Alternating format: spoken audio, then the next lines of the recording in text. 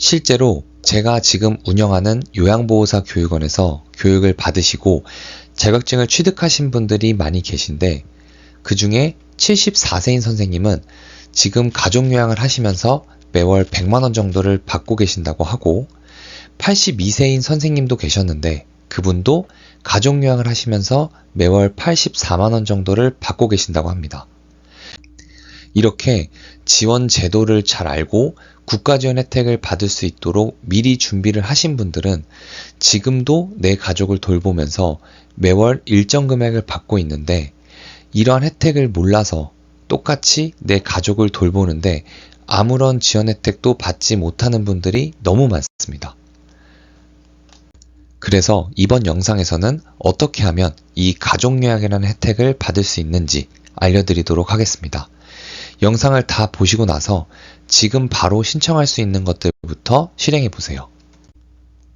가족요양이라는 것은 내 가족을 돌보면서 매월 일정 금액을 월급으로 받을 수 있는 국가 지원 제도입니다. 내 가족을 돌본다고 모든 사람이 이 혜택을 받을 수 있는 것은 아니고, 혜택을 받을 수 있는 자격 조건이 있는데요. 첫 번째 조건은 돌봄을 받는 가족이 요양 등급을 받아야 합니다. 요양 등급에 대해서는 제 채널의 이전 영상에서 구체적으로 다뤘지만, 간단하게 설명하면 요양 서비스를 국가 지원을 통해 받을 수 있는 자격입니다. 이 요양 등급을 어떻게 신청하는지와 어떤 혜택들을 받을 수 있는지 구체적으로 알고 싶으신 분들은 오른쪽 위에 뜨는 문구를 누르시면 해당 영상을 보실 수 있습니다. 두 번째 조건은 돌봄 서비스를 제공하는 가족이 요양보호사 자격증을 갖고 있어야 합니다. 그래서 돌봄을 받는 가족이 요양 등급을 보유하고 돌봄을 제공하는 가족이 요양보호사 자격증을 가지고 방문요양센터에 소속이 되어 있으면 가족요양 지원 혜택을 받으실 수 있습니다. 아직 자격증이 없으셔서 어떻게 요양보호사 자격증을 따야 하는지 궁금하신 분들은 마찬가지로 오른쪽 위에 뜨는 문구를 누르시면 자격증 취득하는 방법 영상을 보실 수 있습니다. 그럼 가족요양 혜택은 구체적으로 어떻게 되는지 알아보겠습니다. 기본적으로 가족요양은 하루에 1시간씩 한 달에 20일의 돌봄을 방문요양센터라는 곳에 소속되어 국민건강보험공단으로부터 인정받아 급여로 제공받을 수 있게 되는 혜택입니다. 예외적으로 돌봄을 제공하는 분, 즉 보호자가 만 65세 이상이면서 돌봄을 받는 분과의 관계가 배우자인 경우나 돌봄을 받으시는 분이 치매로 인해 망상, 폭력, 부적절한 성적 행동 등 문제 행동이 있다고 국민건강보험공단으로부터 인정을 받은 경우에는 하루에 1시간 반씩 한 달 내내 돌봄을 인정받아 급여를 받을 수 있습니다. 추가로 여기에 내 가족의 목욕을 내가 해주고 있다면 이것 또한 인정받아서 최대 주 2회씩 한 달에 최대 8번까지 진행하여 추가로 급여를 받을 수 있습니다. 그럼 금액으로는 한 달에 얼마 정도를 받을 수 있게 되는 걸까요?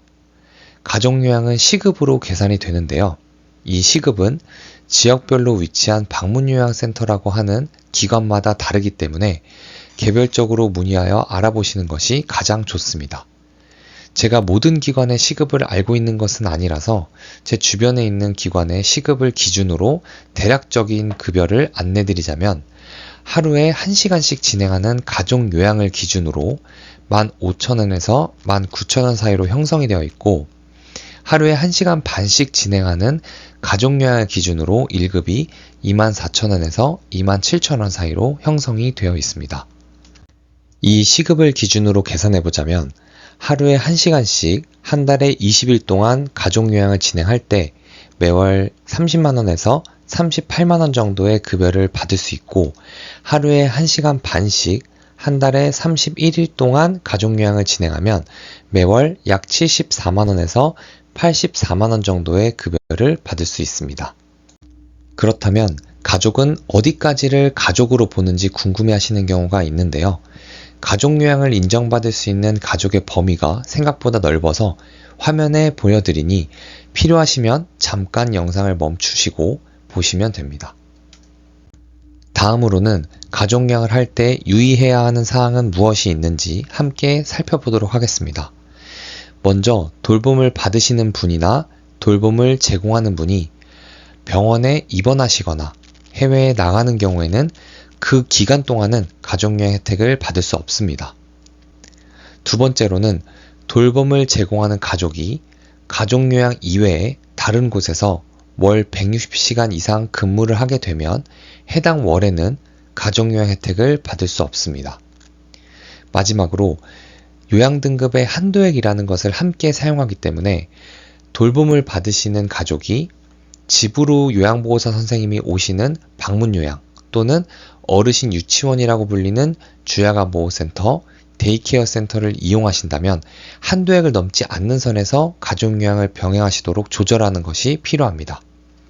위 사항들만 조심하신다면 내 가족을 돌보는 기간 동안은 쭉 매월 혜택을 받으실 수 있습니다. 이러한 가족요양 혜택을 받을 수 있는 조건 중 가장 문의도 많고 그만큼 걱정이 많으신 부분이 요양보호사 자격증을 따는 부분일 텐데요. 요양보호사 자격증을 취득하기 위해서는 먼저 요양보호사 교육원에서 320시간이라는 의무교육을 이수하신 뒤에 요양보호사 국가자격시험을 보시고 합격을 하셔야 되는데 교육원도 아무 교육원에 가시는 것이 아니라 현명하게 잘 선택하셔야 한 번에 합격을 하시고 가족요양까지 수월하게 진행이 가능합니다. 제가 현재 운영하고 있는 교육원에 등록하신 선생님들께 왜 저희 교육원을 선택하셨는지 여쭤보니 크게 4가지 장점 때문에 선택을 했다고 말씀해 주시더라고요. 첫 번째는 개강 일정이 밀리거나 폐강되지 않고 정해진 일정에 맞춰서 개강을 하는 교육원을 찾고 있었다고 말씀 주신 경우가 있었고요. 두 번째는 과목별, 요일별로 다른 강사님들이 교육을 해주시다 보니까 교육이 지루하지 않고 이 교육 전체 시간이 빨리 지나갔다. 세 번째는 생각보다 이 부분을 얘기해 주시는 분들이 많았는데요.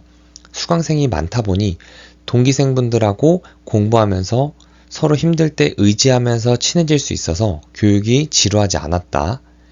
네 번째는 요양 등급 신청도 무료로 대행해주고 시험 접수도 인터넷으로 접수를 해야 해서 걱정을 했는데 교육원에서 가장 빠른 날짜로 시험 접수까지 해줘서 공부에만 전념할 수 있었다는 말씀을 주셨습니다.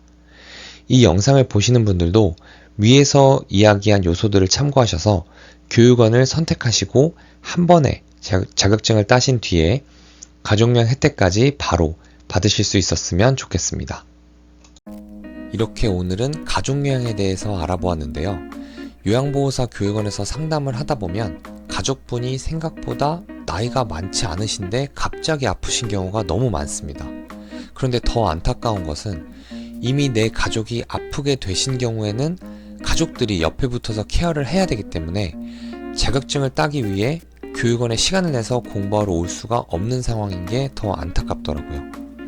정작 가족요양 혜택을 받을 수 있는 상황인데도 자격증을 공부할 수 있는 상황이 안 돼서 혜택을 받지 못한 경우가 생각보다 많았습니다. 그래도 요즘은 대부분의 분들이 유튜브를 통해 찾아보시면서 똑똑하게 가족이 아프게 됐을 때를 대비해서 시간이 있을 때 요양보호사 자격증을 미리미리 따두는 경우가 많습니다. 그래서 이 영상을 보시는 여러분들도 조금이라도 시간적인 여유가 있으시다면 앞으로 어떤 상황이 있을지 모르는 것을 대비하기 위해 미리 요양보호사 자격증을 따두시면 좋을 것 같다는 생각에 이 영상을 찍게 되었습니다.